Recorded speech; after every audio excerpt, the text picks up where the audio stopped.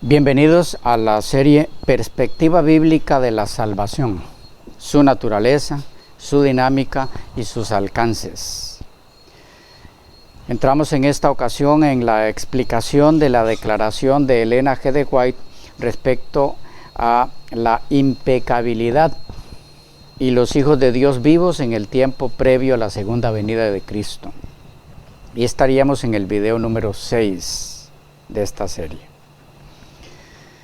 En primer lugar, hay que decir aquí que la idea de que lo que Elena G. de White está diciendo al expresar que no podemos decir yo soy impecable hasta que este cuerpo vil sea transformado a la semejanza de su cuerpo glorioso, es que los nacidos de nuevo continuarán pecando hasta que se dé la glorificación.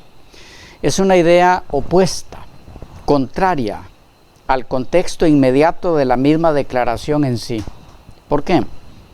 Porque lo que sigue inmediatamente a esa declaración es lo siguiente: pero si constantemente tratamos de seguir a Jesús, tenemos la bendita esperanza de estar en pie delante del trono de Dios sin mancha ni arruga ni cosa semejante, completos en Cristo, vestidos con el manto de su justicia y perfección.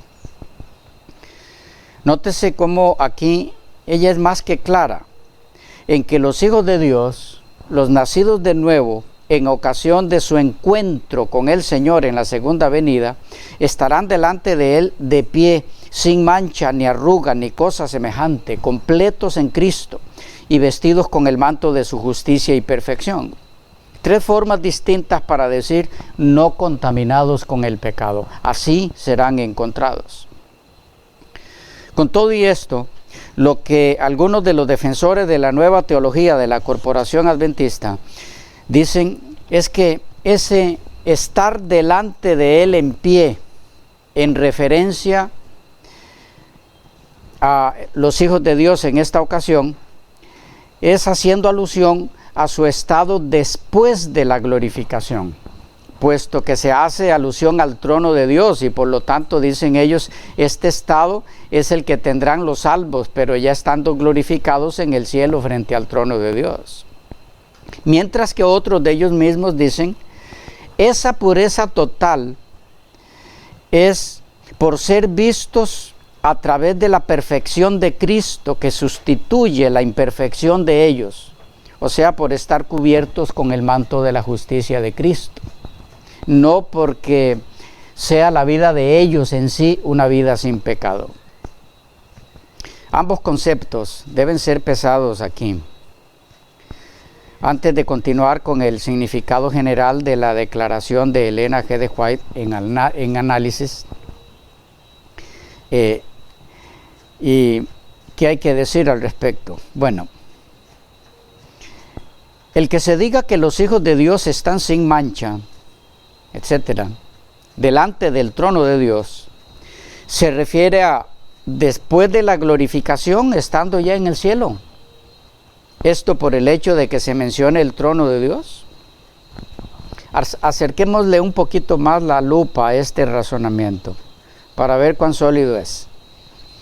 ¿Estar delante del trono de Dios es solamente en el cielo? La alusión a estar en pie ante la presencia divina es exclusiva de un estado en el cielo. Algunos textos al respecto. Mateo 25, 31 al 33. Dice, cuando el Hijo del Hombre venga en su gloria y todos los santos ángeles con Él, entonces se sentará en su trono de gloria y serán reunidas delante de Él todas las naciones y apartará los unos de los otros como aparta el pastor las ovejas de los cabritos y pondrá las ovejas a la derecha y los cabritos a la izquierda.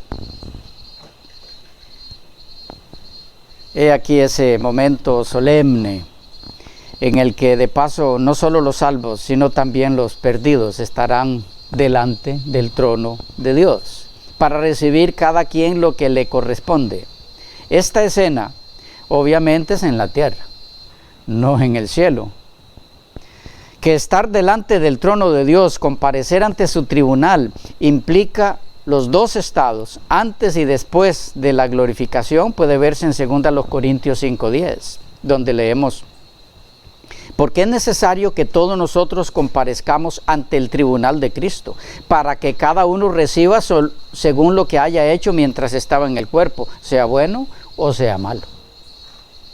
Notemos cómo estaremos todos ante el tribunal de Cristo, ante su trono, no solo después de la glorificación, sino antes de. Estar ante el trono en esa ocasión es algo que le corresponde no solo a salvos, sino a todo ser humano vivo en ese momento, que le tocará estar en pie ante el tribunal de Cristo. De allí declaraciones como la del apóstol Juan en Apocalipsis 6, 14 al 17, donde leemos: y el cielo se desvaneció como un pergamino que se enrolla, y todo monte y toda isla se removió de su lugar.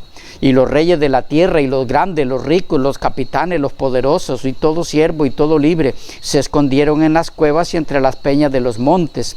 Y decían a los montes y a las peñas: caed sobre nosotros y escondednos del rostro de aquel que está sentado sobre su trono y de la ira del Cordero, porque el gran día de su ira ha llegado, y ¿quién podrá sostenerse en pie? Y precisamente por eso es que Elena G. de White en la declaración en estudio habla de los que estarán de pie delante del trono. Bien, continuando con la explicación de la declaración de Elena G. de White, donde se dice que no podemos decir soy impecable, sino hasta después de la glorificación, hay más que señalar en lo que respecta a su contexto inmediato. ¿A qué nos referimos?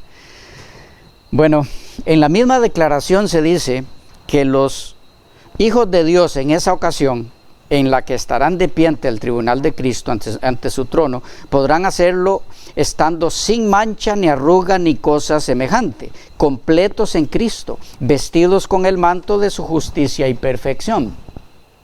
¿Qué tenemos aquí? Muchas cosas y de mucha importancia, a fin de darle a esta declaración de Elena G. de White el sentido o el significado que corresponde, y no el que calce con determinado preconcepto.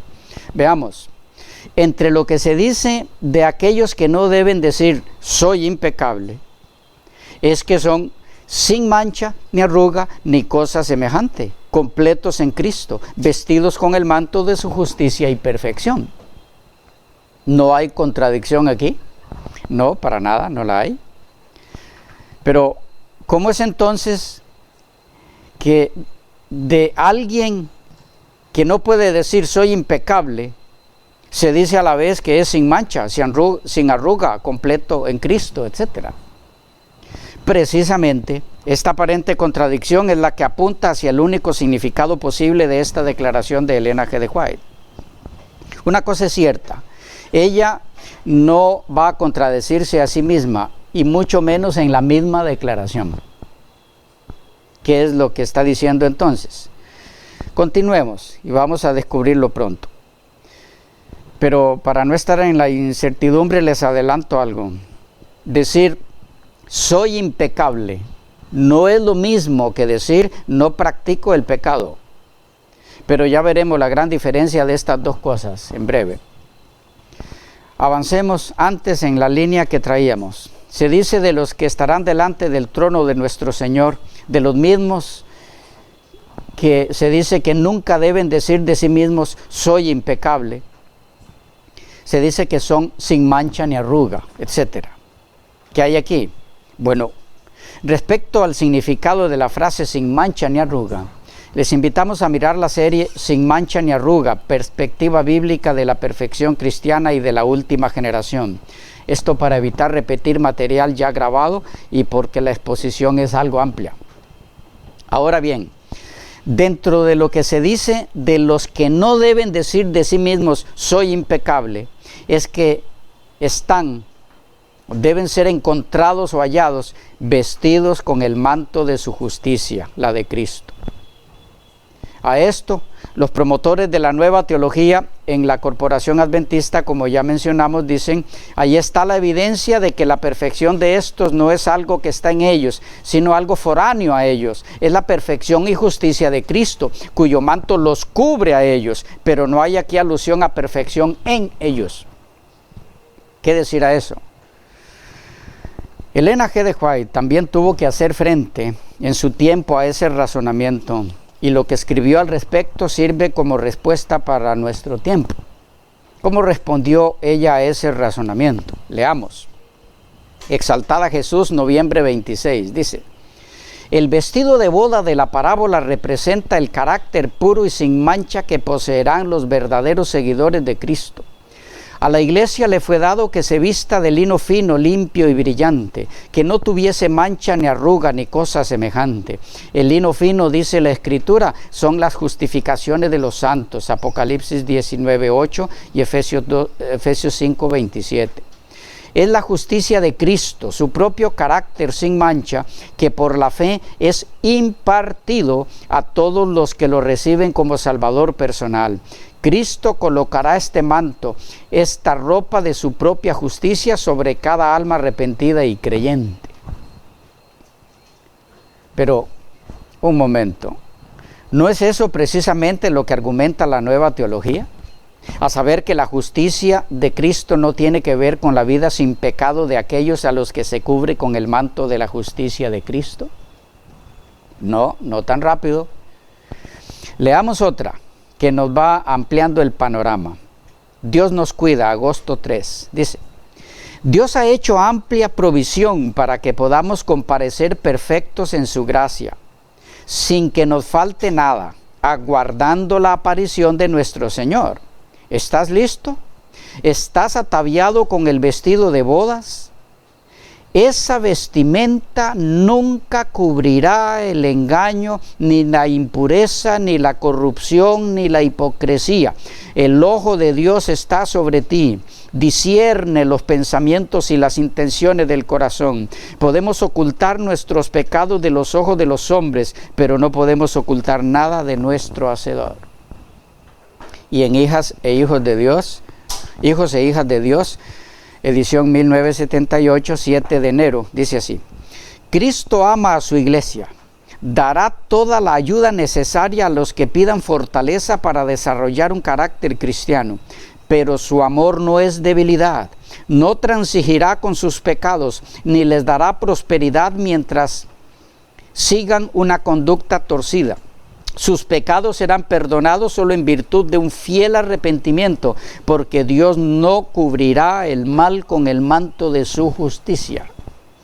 Y en Joya de los Testimonios, tomo 2, edición 2004, página 176, dice: ningún pecado puede tolerarse en aquellos que andarán con Cristo en ropas blancas. Las vestiduras sucias han de ser sacadas y ha de ponerse sobre nosotros el manto de la justicia de Cristo. Por el arrepentimiento y la fe, somos habilitados para prestar obediencia a todos los mandamientos de Dios y somos hallados sin culpa delante de Él. Los que recibirán la aprobación de Dios están ahora afligiendo sus almas, confesando sus pecados y suplicando fervientemente el perdón por Jesús, su abogado. Su atención está fija en Él, su esperanza y su fe se concentran en Él, y cuando se da la orden, quitarles esas vestiduras viles y vestirles de ropas de gala y pongan mitra limpia sobre su cabeza, están preparados para atribuirle toda la gloria de su salvación. La visión de Zacarías con referencia a Josué y el ángel se aplica con fuerza a la experiencia del pueblo de Dios durante la terminación del gran día de expiación. Esta declaración, además de otras cosas, es de mucha ayuda para entender lo que Elena G. de White quiere decir al expresar que los hijos de Dios no deben decir nunca soy impecable. Digo que esta última declaración es muy importante en ese sentido, porque enfatiza que los que son cubiertos con el manto de la justicia de Cristo nunca se acreditan a sí mismos el ser sin mancha, sino que toda la gloria la dan a su Señor, a su justicia. En esto está la clave para comprender qué fue lo que quiso decir Elena de White con que no deben los hijos de Dios decir nunca soy impecable. Todo apunta a no ser pretenciosos, no darse gloria a sí mismos, sino glorificar en completa humildad y agradecimiento a aquel que les imparte la perfección por su puro amor y poder. Pero ya volveremos sobre esto más adelante. Algunas otras declaraciones en la línea de que Dios espera que sus hijos, por ser cubiertos con el manto de la justicia de Cristo, no se contaminen más con el pecado. Joya de los Testimonios, tomo 2, edición 2004, página 179. Dice así: mientras los hijos de Dios afligen sus almas delante de Él, suplicando pureza de corazón, se da la orden: quitadle esas vestiduras viles. Y se pronuncian las alentadoras palabras: mira que he hecho pasar tu pecado de ti y te he hecho vestir de ropa de gala. Se pone sobre los tentados, probados pero fieles hijos de Dios, el manto sin mancha de la justicia de Cristo. El remanente despreciado queda vestido de gloriosos atavíos que nunca han de ser contaminados por las corrupciones del mundo. Sus nombres permanecen en el libro de la vida del Cordero, registrados entre los fieles de todos los siglos. Y en La Fe por la cual vivo, 19 de abril, dice: mientras Dios puede ser justo y al mismo tiempo justificar al pecador por los méritos de Cristo, ningún hombre puede cubrir su alma con el manto de la justicia de Cristo mientras practique pecados conocidos o descuide deberes conocidos. Esta declaración es muy interesante porque dice que el que está cubierto con la justicia de Cristo no debe practicar pecados conocidos. Pero esa misma persona, según la declaración en estudio, es la que no debe decir soy impecable. ¿Vamos captando a qué se refiere la frase no podemos decir soy impecable? No es a otra cosa que a la pretensión de perfección, a la autoglorificación, a la ubicación en el lugar que no le corresponde al cristiano de darse gloria, porque Él existe para dar gloria solo al Señor. Eso es lo que ella está atacando con esa frase y señalándolo como impropio en los hijos de Dios. Con todo, en la desesperada búsqueda por excusas para pecar, no han fallado quienes han expresado que sí, es cierto, los que son cubiertos con el manto de la justicia de Cristo ya no practican pecados conocidos, pero que la declaración no dice nada respecto a otros pecados que van apareciendo en el camino a partir de los ya conocidos por la persona. Es increíble a lo que puede conducir el deseo de gratificar el mal. Pero esas personas que así razonan, pasan por alto que lo transmitido a los hijos de Dios al ser cubiertos por el manto de la justicia de Cristo no es otra cosa que su propia vida.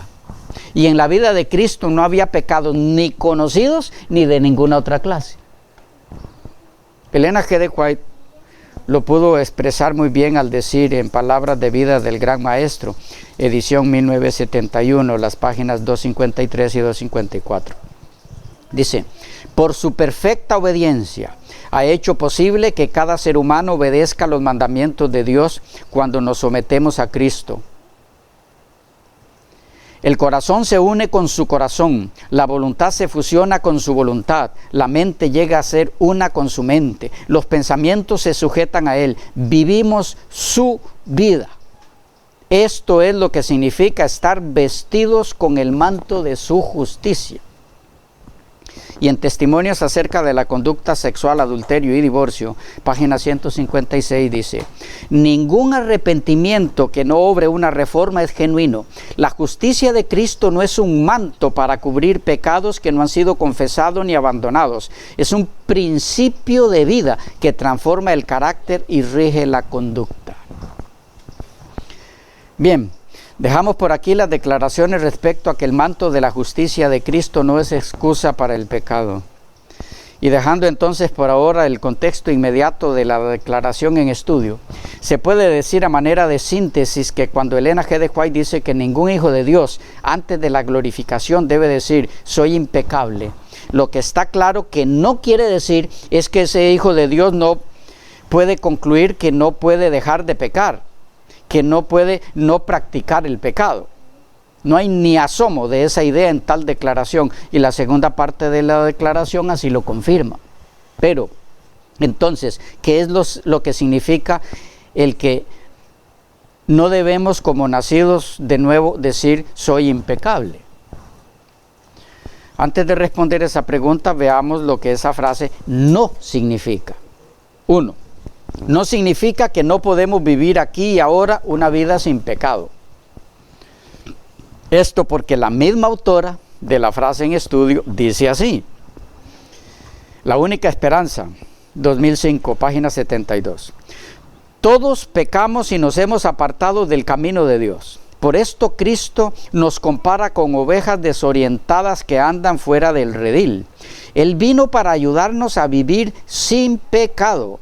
A esto le llama traernos de vuelta al aprisco.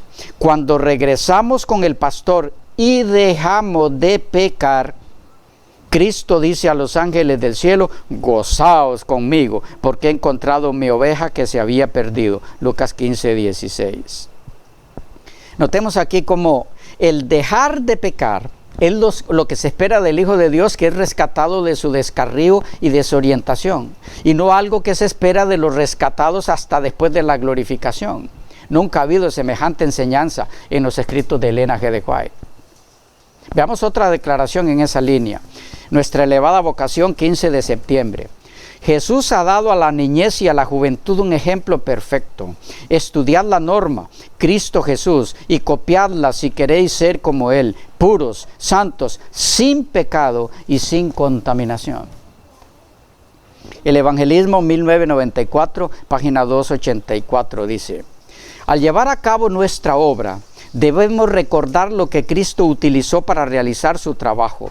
Él creó el mundo, Él hizo al hombre, luego vino personalmente al mundo para mostrar a sus habitantes cómo podían vivir vidas sin pecado. Y en Alza tus ojos, 16 de octubre, se lee: Cristo tomó la humanidad y cargó con el odio del mundo para mostrar a los hombres y las mujeres que podían vivir sin pecado, que sus palabras, sus acciones y su espíritu podían ser consagrados a Dios. Podemos ser perfectos cristianos si manifestamos este poder en nuestras vidas. De manera que, según Elena G. de White, la vida que Dios requiere de sus hijos es una vida impecable. Así, por ejemplo, leemos en Conducción del Niño, edición 1964, página 222. Mientras los padres tengan la facultad de disciplinar, educar y preparar a sus hijos, ejerzan esa facultad para Dios. Él les requiere una obediencia pura, impecable y recta. No tolerará ninguna otra cosa. Y en Mensajes Selectos, tomo 3, edición 2000, página 147, dice así: Él tenía un cuerpo humano y una mente humana. Él era hueso de nuestro hueso y carne de nuestra carne. Estuvo sujeto a la pobreza desde el mismo momento en que entró en el mundo.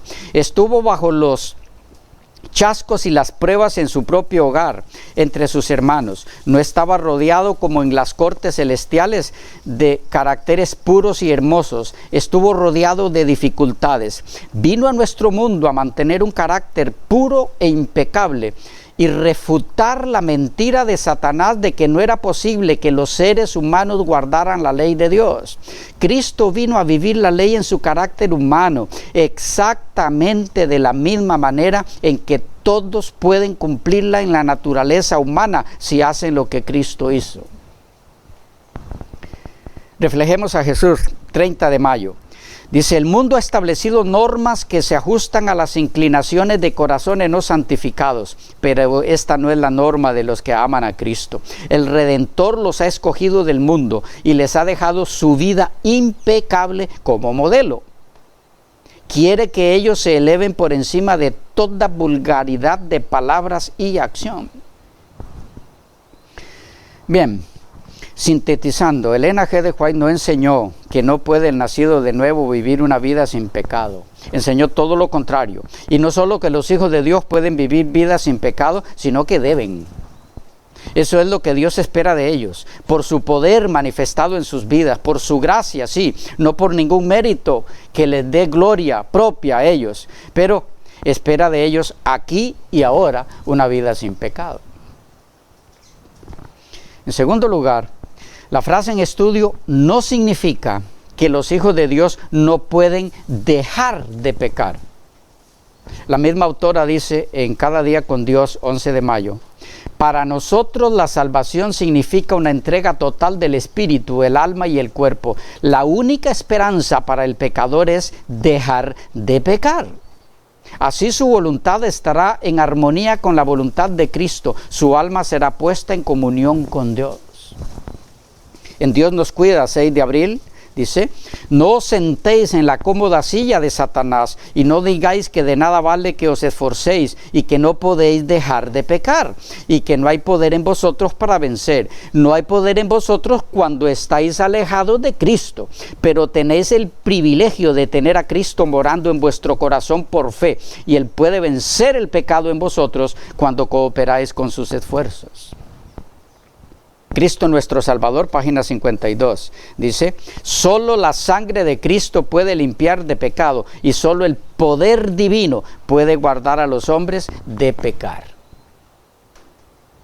El deseado de todas las gentes, edición 1955, página 278, dice, el plan de redención contempla nuestro completo rescate del poder de Satanás. Cristo separa siempre del pecado al alma contrita. Vino para destruir las obras del diablo y ha hecho provisión para que el Espíritu Santo sea impartido a toda alma arrepentida para guardarla de pecar. Mente, carácter y personalidad, tomo 2, 2007, página 103, dice, aquí es donde usted cae en condenación, hablando a cierto hermano, continúa en pecado, con la fuerza de Cristo deje de pecar, se ha hecho toda provisión para que la gracia more en usted, para que el pecado aparezca siempre tan odioso como es decir, como pecado. Si alguno peca, no debe entregarse a la desesperación, ni hablar como si estuviera perdido para Cristo. Y en Mensajes Selectos, tomo 1, edición 1966, la página 367, se nos dice, el amor de Dios, tal como se manifestó en Jesús, nos llevará al verdadero concepto del carácter de Dios. Cuando contemplemos a Cristo, traspasado por nuestros pecados, veremos que no podemos quebrantar la ley de Dios y permanecer en su gracia. Sentiremos que como pecadores debemos aferrarnos a los méritos de Cristo y cesar de pecar. Entonces somos acercados a Dios. Tan pronto tengamos un concepto correcto del amor de Dios, no estaremos inclinados a abusar de Él. Testimonios para los Ministros, 1979, página 148, dice, hermanos míos, estamos viviendo en un periodo muy solemne de la historia de la tierra. Nunca es tiempo de pecar. ¿Qué leímos ahí? ¿Cuándo es tiempo de pecar? Nunca es tiempo de pecar. Siempre es peligroso continuar en la transgresión, pero en un sentido especial esto es cierto en el tiempo actual. Cada Día con Dios, 18 de marzo. ¿Qué pasa con el alma que ha aceptado a Jesucristo como su Salvador personal? El amor fluye del corazón divino al del creyente. ¿Qué hace entonces ese corazón? Se dedica a servir a Dios y a guardar sus mandamientos para que no se lo encuentre en la condición de Adán y Eva después de la transgresión. No podemos darnos el lujo de pecar. El pecado es realmente muy caro. Bien, si la frase no podemos decir yo soy impecable no significa no puedo vivir una vida sin pecado, ni tampoco significa no puedo dejar de pecar. ¿Qué es lo que significa entonces? Hay varias formas de responder a esa pregunta. En esta ocasión permítanme hacerlo por la vía de comparación, que seguramente será de alguna ayuda en la búsqueda del correcto significado de esa frase. Me refiero al ejemplo de otro término que define en sí lo que Dios pide y espera de sus hijos, a saber, la santificación. Nadie discute que Dios espera de sus hijos la santificación. Fue la petición de Jesús a su Padre. Santifícalos en tu verdad, tu palabra es verdad. Juan 17, 17. Para eso se entregó Él. Y por ello yo me santifico a mí mismo, para que también ellos sean santificados en la verdad. Juan 17, 19. Era una realidad para los hermanos de la iglesia apostólica, según Pablo, primera a los Tesalonicenses 5:23. Y el mismo Dios de paso santifique por completo, y todo vuestro ser, espíritu, alma y cuerpo sea guardado irreprensible para la venida de nuestro Señor Jesucristo. Y el mismo apóstol en la carta a los Corintios, primera a los Corintios 6:11. Y esto erais algunos, mas ya habéis sido lavados, ya habéis sido santificados, ya habéis sido justificados en el nombre del Señor Jesús y por el Espíritu de nuestro Dios. Y en primera a los Tesalonicenses 4:3 leemos: pues la voluntad de Dios es vuestra santificación. En fin, la santificación es enseñanza de toda la Escritura. Nadie discute eso. Es así. Lo mismo vamos a encontrar en los escritos de Elena G. de White. Esto porque ella siempre está acorde con la Biblia. Pero también vamos a encontrar en sus escritos que no debemos pretender estar santificados. ¿Contradicción? No. Es que cada vez que se refiere a la no pretensión de santificación, es siempre en el contexto de presunción, vanagloria. Algunos ejemplos. Veamos primero algunos donde, en total acuerdo con las Escrituras, Elena G. de White presenta la santificación de los hijos de Dios como un fruto obvio y natural en esa nueva relación con Dios. El Colportor Evangélico, 1999, página 34, dice: Dios no aceptará un corazón dividido.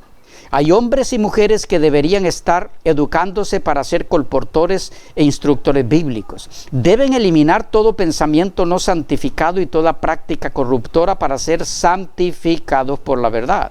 Deben ser participantes de la naturaleza divina, habiendo huido de la corrupción que está en el mundo debido a la concupiscencia. Cartas a jóvenes enamorados, 1987, página 14. Dice: no debierais decir una palabra ni realizar acción alguna que no quisierais que los ángeles viesen y anotasen en los libros del cielo. Debéis procurar sinceramente glorificar a Dios. Vuestro corazón debe tener únicamente aspectos puros, santificados, dignos de quienes siguen a Cristo, que sean de índole elevada y más celestial que terrenal. Consejo sobre mayordomía cristiana, 1970, página 80. En la gran obra de amonestar al mundo, los que poseen la verdad en el corazón y han sido santificados por la verdad, cumplirán con la parte que se les ha asignado. Hablando a los padres, dice en Conducción del Niño, 1964, página 527. En el tiempo de angustia que está delante de nosotros, cuando los juicios de Dios caigan sobre los impuros y los no santificados, ¿os maldecirán vuestros hijos debido a vuestra negligencia? Y en Consejos para la Iglesia, 1991, 389, la página dice: cuando venga el Señor, los que son santos seguirán siendo santos. Los que conservando su cuerpo y espíritu en pureza, santificación y honra, recibirán el toque final de la inmortalidad. Pero los que son injustos, inmundos y no santificados, permanecerán así para siempre. No se hará en su favor ninguna obra que elimine sus defectos y le dé un carácter santo. Todo esto debe hacerse en las horas del tiempo de gracia. Ahora es cuando debe realizarse esta obra en nosotros. Bien, creo que son suficientes. Elena G. de White creía y enseñaba que la santificación aquí y ahora, mientras dure el tiempo de gracia, es indispensable en el creyente en Cristo.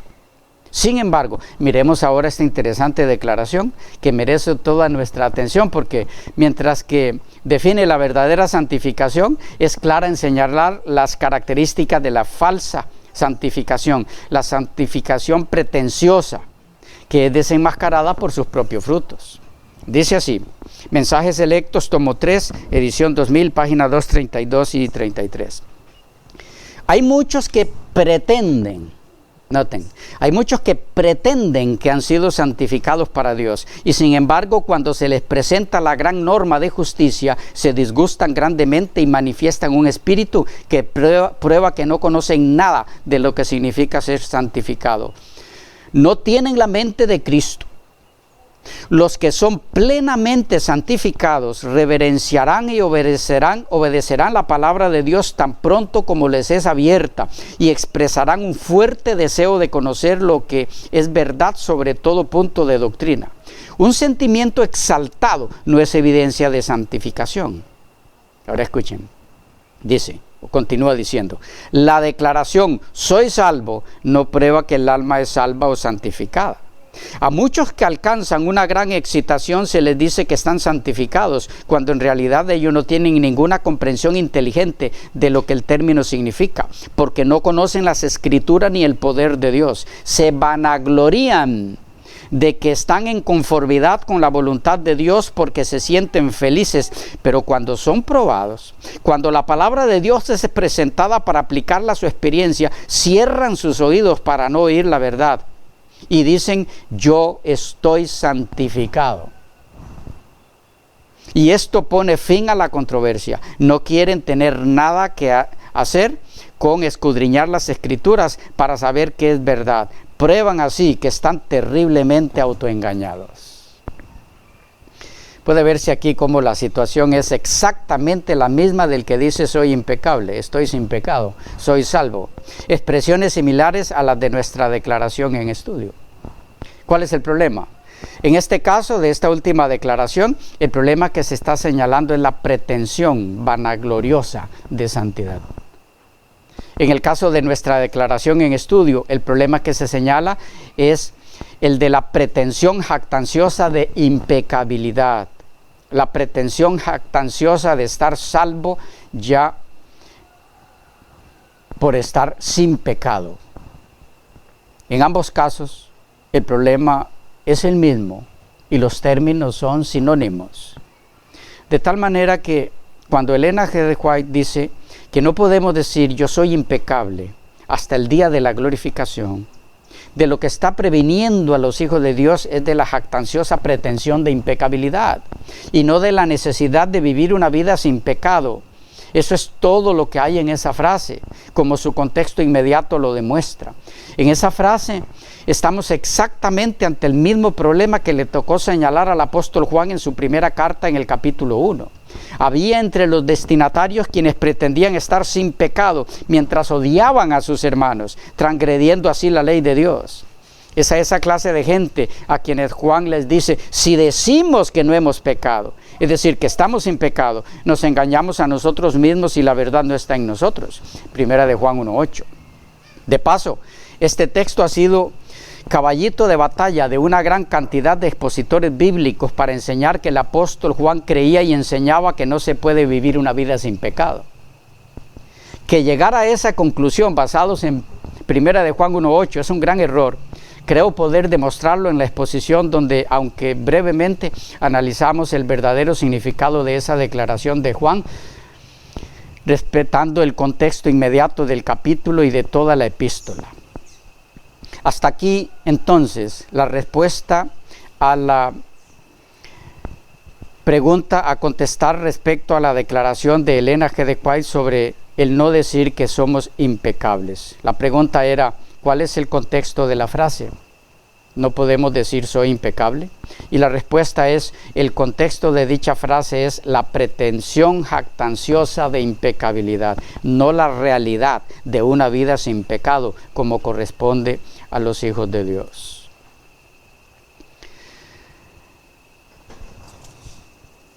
Síntesis de lo dicho sobre esa frase. No corresponde a los hijos de Dios decir actualmente, antes de la glorificación, soy impecable, en el sentido de vanagloriarse. Expresarse en esa forma es manifestar jactancia, presunción, y quien lo hace en el mismo acto demuestra que vive en pecado, porque se exalta a sí mismo y esa es la misma esencia del pecado. Lo mismo es con la santificación, es exactamente el mismo caso. Lejos está del propósito de Elena G. de White querer decir con esa declaración que el cristiano no debe vivir una vida sin pecado. Pues si así fuera, si ese fuera el sentido que hay que darle a esas palabras, entonces todo lo que sigue diciendo después de esa frase habría que anularlo completamente o la única otra opción es ponerla a contradecirse a sí misma. La segunda pregunta a responder, siempre en el marco de la declaración de Elena G. de White, que contiene esta frase, es: enseña Elena G. de White que los hijos de Dios, que serán encontrados por Él cuando venga en su segunda venida, si pecaran